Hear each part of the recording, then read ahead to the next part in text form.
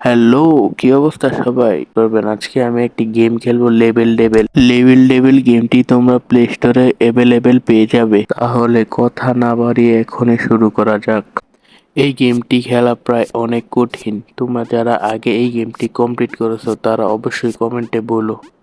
আমি এটা প্রথমে অনেক কঠিন লেগেছে আমার কাছে, তোমরা দেখো কিভাবে এটি কমপ্লিট করি। এটা আমি এখন কমপ্লিট করেছি, এখন সেকেন্ড রাউন্ড।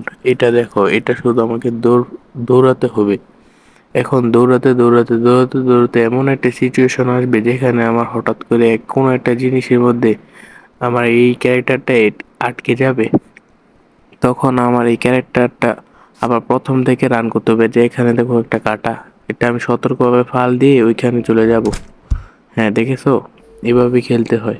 তোমরা যারা এরকম গেম প্লে পছন্দ করো তারা অবশ্যই সাবস্ক্রাইব করবে।